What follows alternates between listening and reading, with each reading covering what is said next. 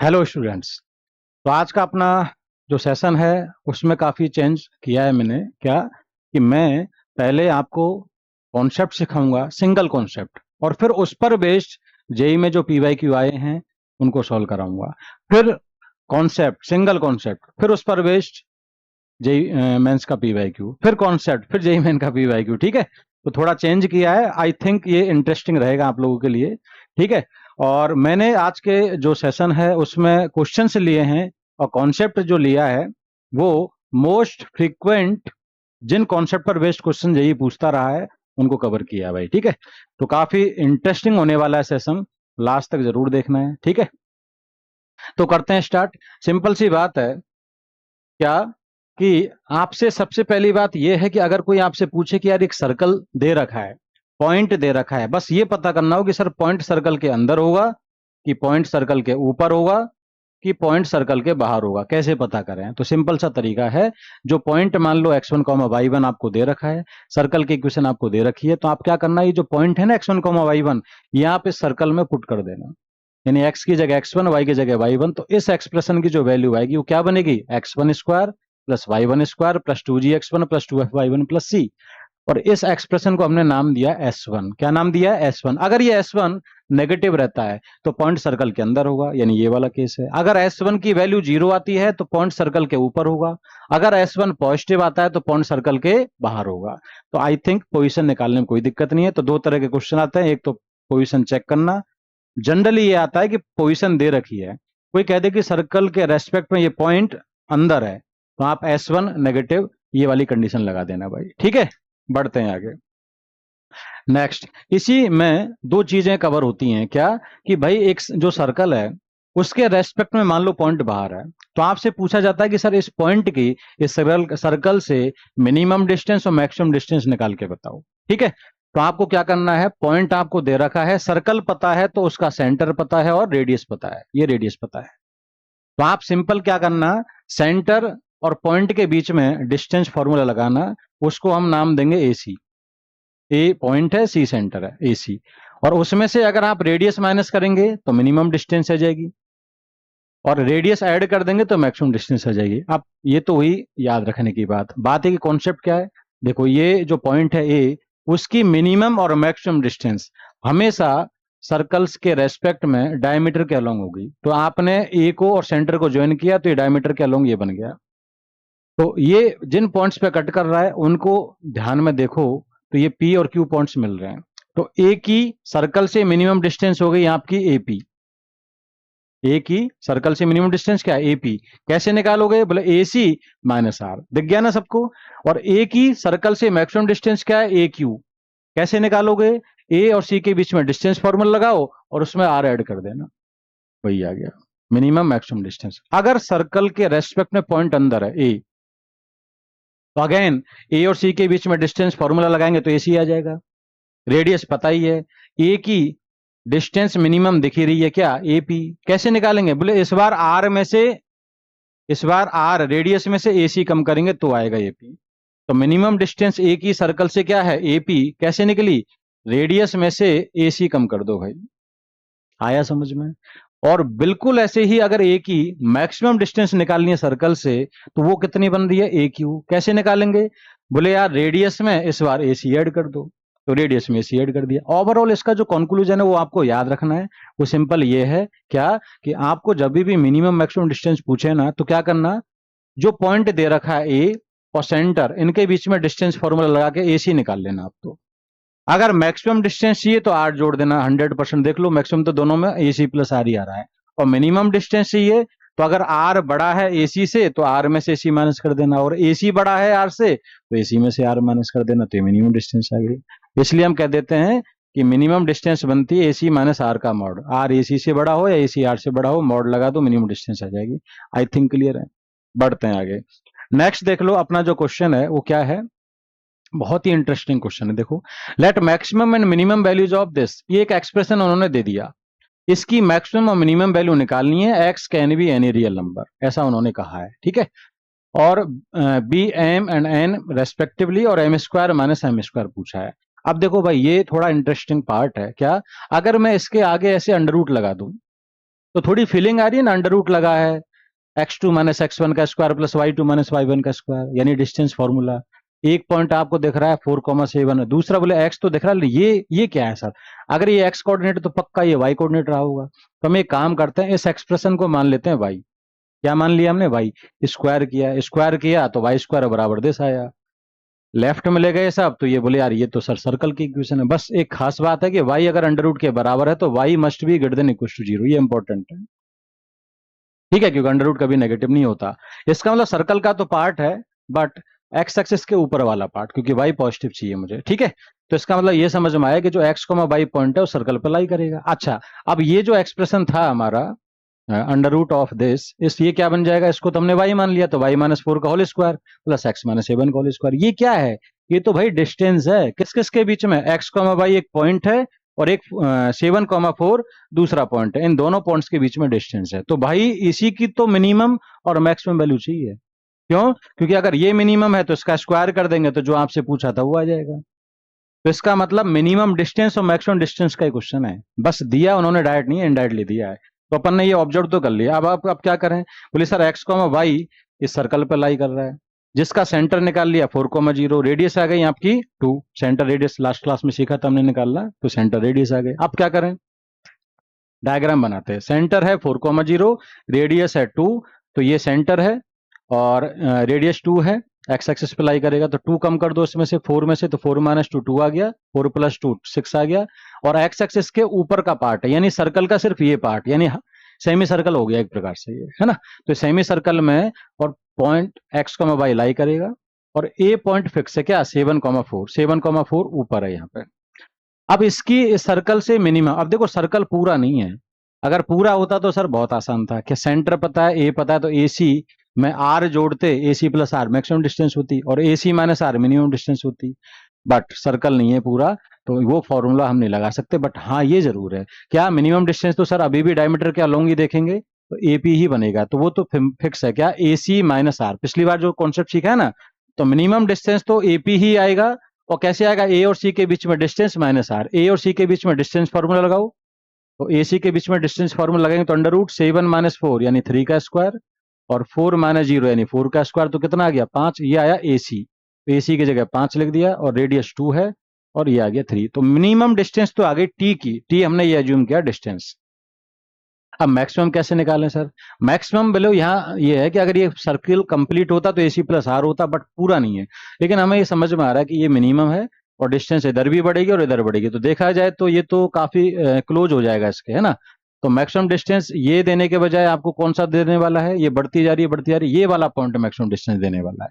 यानी हम समझ गए सर, मैक्सिमम डिस्टेंस बनेगी ये, ए और क्यू के बीच में डिस्टेंस। तो भाई क्यू पता है, ए पता है, तो लगा दो डिस्टेंस फॉर्मूला। तो ठीक है, मैक्सिमम वैल्यू क्या हो गई? ए क्यू। डिस्टेंस फॉर्मूला लगाएंगे तो 7 माइनस 2 5 का स्क्वायर, और 4 माइनस 0 4 का स्क्वायर, तो ये आ गया √41। अब टी जो है हमारा वो ये है, और क्वेश्चन जो है वो इस टी का स्क्वायर है। टी की मिनिमम वैल्यू कितनी आई? 3। तो ये जो क्वेश्चन है इसकी मिनिमम वैल्यू कितनी? 3 का स्क्वायर, दैट इज 9, और वो हमारा क्या है? Small M. इसकी मैक्सिमम वैल्यू कितनी है?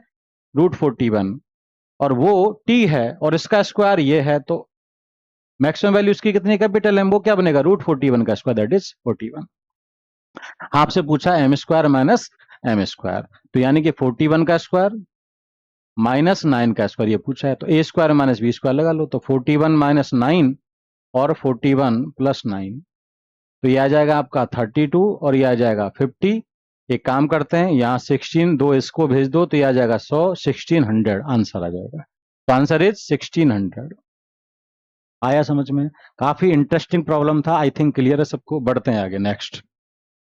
अगला है लाइन एंड ए सर्कल। एक आपको सपोज एक लाइन की इक्वेशन दे दी, एक सर्कल की इक्वेशन दे दी, और कोई पूछ ले कि सर बताओ इस सर्कल के रेस्पेक्ट में लाइन की पोजीशन क्या है, यानी कि लाइन सर्कल को कट करेगी 2 पॉइंट पे, या टच करेगी, या फिर बाहर होगी। इस केस में कट करेगी तो ये सीकेंट बन जाएगी, टच करेगी तो ये आपकी टेंजेंट बन जाएगी, और ये आउटसाइडिंग लाइन यानी नॉन इंटरसेक्टिंग लाइन। ठीक है, आया समझ में? तो आपको क्या क्या गिवन है जल्दी बताओ। सर्कल गिवन है और लाइन। सर्कल गिवन है तो तुरंत मैं क्या कहूंगा? बोले सर उसका सेंटर आ जाएगा, रेडियस आ जाएगी, उसकी क्या आ जाएगी? रेडियस। तो आप क्या करना, सेंटर पता है, रेडियस पता है, तो बस छोटा सा काम करना है, सेंटर से इस लाइन की परपेंडिकुलर डिस्टेंस निकाल लेना, और उस डिस्टेंस को मैं नाम दिया है पी। सेंटर से लाइन के परपेंडिकुलर डिस्टेंस का फॉर्मूला, तो फॉर्मूला लगा के परपेंडिकुलर डिस्टेंस हो जाएगी पी, और पी जो है ना उसको रेडियस से कंपेयर करना। अगर आपका पी रेडियस के बराबर आता है, देखो पी रेडियस के बराबर है, तो ये पी है परपेंडिकुलर डिस्टेंस लाइन की, रेडियस के बराबर है, तो पक्का लाइन क्या करेगी, टच करेगी, लाइन टेंजेंट हो जाएगी। अगर पी आपका रेडियस से ज्यादा है, तो देख लो जैसे यहां लाइन जो है पी रेडियस से ज्यादा है, इसका मतलब परपेंडिकुलर डिस्टेंस रेडियस से ज्यादा कब होगी, जो लाइन बाहर होगी, तो पी ग्रेटर देन आर, मतलब लाइन बाहर लाई करेगी। और पी अगर आर से कम है, जैसे यहां हम देख रहे हैं रेडियस तो इतनी है और पी सिर्फ इतना है, तो ये आर से छोटा है, तो पी अगर आर से छोटा है तो मतलब लाइन जो है सर्कल को 2 पॉइंट पे कट करेगी, ठीक है। तो और पी जीरो हो जाए तो ऑब्वियसली बात है परपेंडिकुलर डिस्टेंस जीरो, मतलब लाइन जो है सेंटर से ही पास करेगी, यानी कि डायमीटर बन जाएगी, ठीक है। ये सारी कंडीशन है। दो तरह के क्वेश्चन है, एक तो पोजीशन निकालना जनरली आता है, पोजीशन दे रखी ये टेंजेंट है, ये कॉर्ड मतलब इंटरसेक्ट कर रही है 2 पॉइंट्स पे, तो अगर टेंजेंट है तो पी बराबर आर, अगर कट कर रही है 2 पॉइंट पे तो पी लेस देन आर, और बाहर लाई कर रही है तो पी ग्रेटर देन आर, ये हमें याद रखना है। बढ़ते हैं आगे, क्वेश्चन देख लो।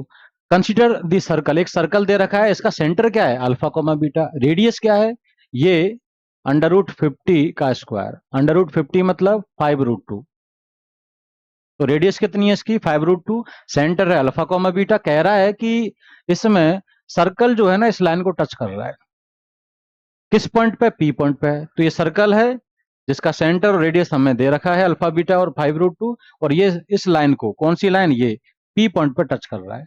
आगे क्या कह रहा है, वो डिस्टेंस फ्रॉम ऑरिजिन, ये जो पी पॉइंट है उसकी ऑरिजिन से डिस्टेंस, मान लो यहाँ ऑरिजिन है, उससे डिस्टेंस इसकी दे रखी है कितनी, 4√2।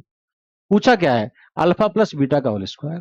सबसे पहली बात तो ये कि ये लाइन अगर इस सर्कल की टेंजेंट है तो सेंटर से इस लाइन की डिस्टेंस, परपेंडिकुलर डिस्टेंस रेडियस के बराबर होगी, तो ओ से इस लाइन की परपेंडिकुलर डिस्टेंस क्या है, ओपी, किसके बराबर होगा, आर, तो ओपी बराबर आर, सिंपल है।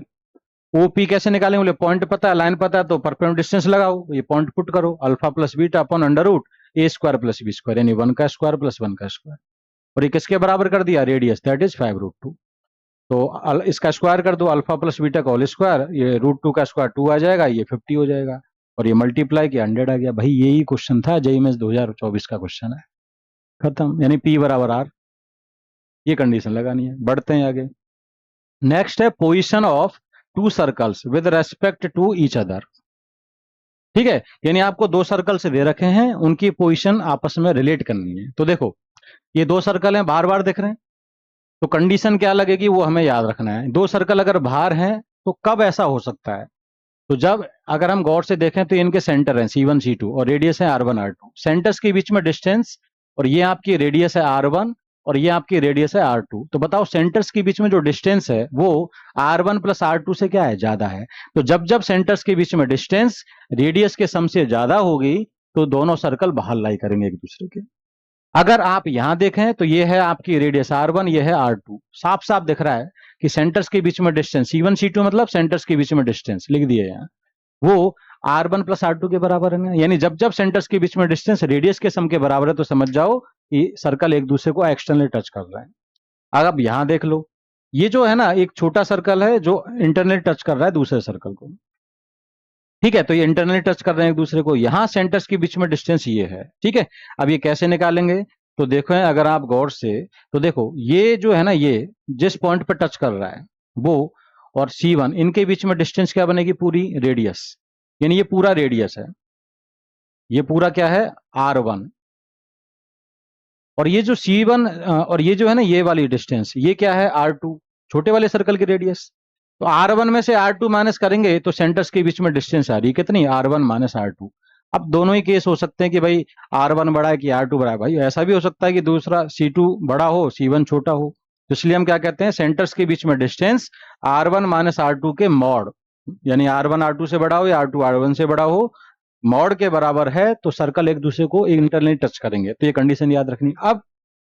अब इन दोनों का केस क्या, इस सर्कल को तो निकाल दिया मैंने बाहर ऐसे, और इसको इधर कर दिया, तो आप समझ गए कि इन दोनों के बीच की केस क्या बनेगा, ये समझ गए क्या, ये इंटरसेक्टिंग, तो दो सर्कल अगर दो पॉइंट्स पे इंटरसेक्ट कर रहे हैं तो ये केस बनेगा। अगर आपको साफ साफ देखेंगे तो दिख रहा है क्या कि सेंटर के भी, सर ये ऐसे किया हमने तो सेंटर्स के बीच में डिस्टेंस रेडियस के सम से कम है, और इसको एक्सपेंड ऐसे बढ़ाया तो इनके सेंटर्स के बीच में डिस्टेंस रेडियस के डिफरेंस से ज्यादा है। तो याद रखना, जब दो सर्कल एक दूसरे को इंटरसेक्ट करेंगे दो डिस्टिंक्ट पॉइंट्स पे, तो कंडीशन क्या होगी, सेंटर्स के बीच में डिस्टेंस रेडियस के डिफरेंस से ज्यादा और रेडियस के डिफरेंस सम से कम होगी। ये कंडीशन लगा देना। और अगर एक सर्कल कंप्लीटली दूसरे सर्कल के अंदर है तो कंडीशन क्या है कि सेंटर्स के बीच में जो डिस्टेंस है वो रेडियस के डिफरेंस से भी कम हो गई, तो अंदर चला गया। आई थिंक ये कंडीशन याद होंगी। पोजीशन पता करनी है तो ये कंडीशन में से जो ट्रू होगा उसके अकॉर्डिंग पोजीशन आ जाएगी। पोजीशन दे रखी है तो ये कंडीशन हमें याद रखनी है, अप्लाई करनी है। बढ़ते हैं आगे। ठीक है, जो कॉन्सेप्ट सिखाया उसी पर बेस्ड क्वेश्चन ले लेते हैं भाई। तो देखो क्वेश्चन क्या कह रहा है, रीड करो फटाफट।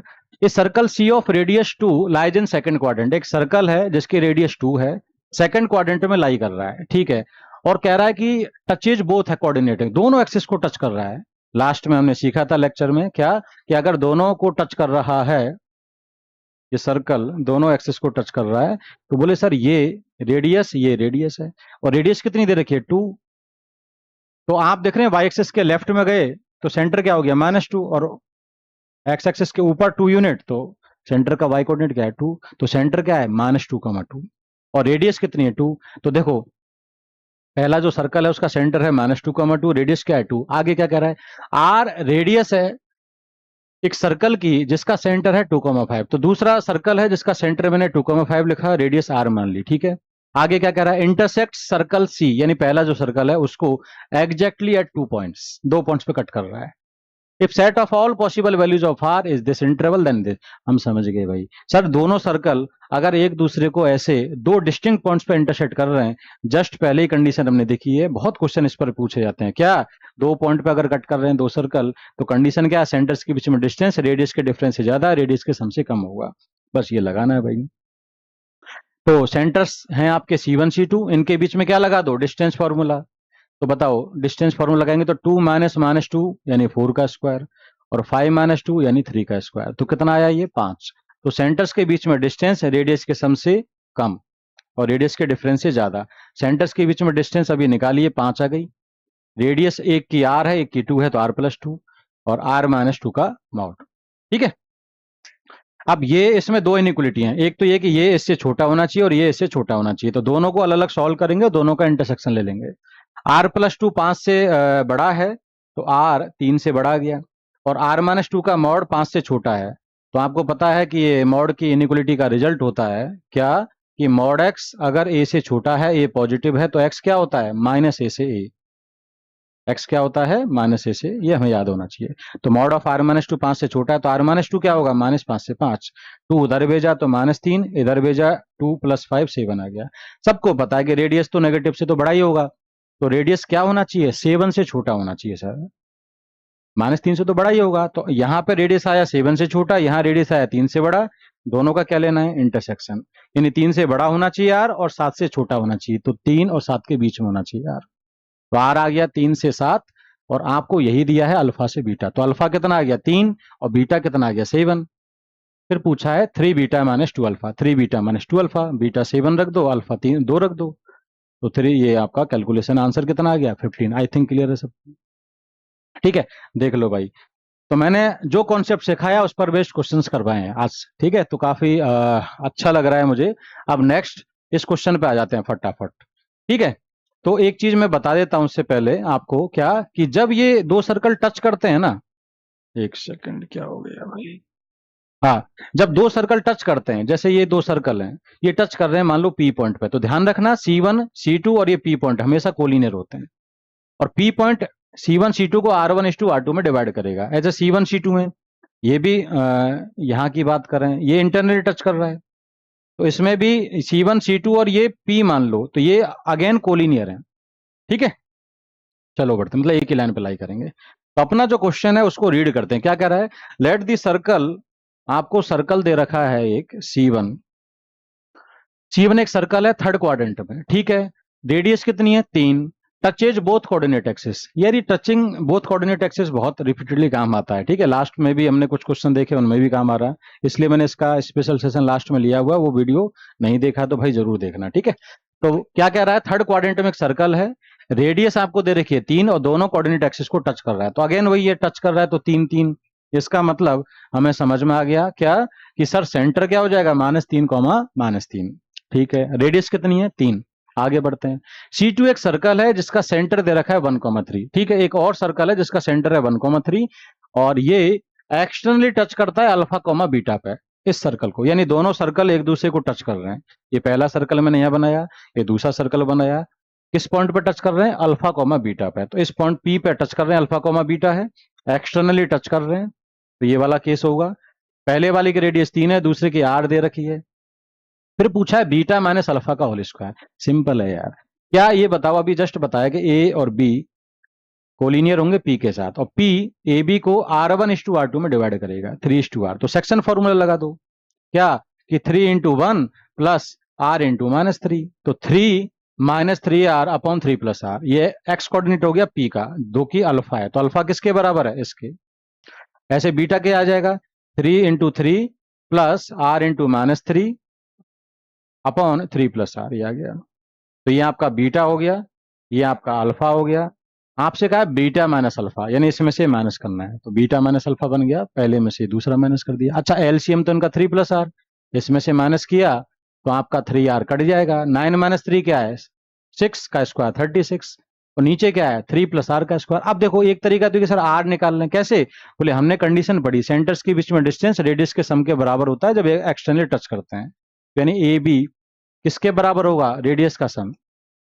ए और बी पता है तो सेंटर्स के बीच में डिस्टेंस फॉर्मूला लगाएंगे तो ए बी आ जाएगा, उसमें से 3 कम करेंगे तो आर आ जाएगा।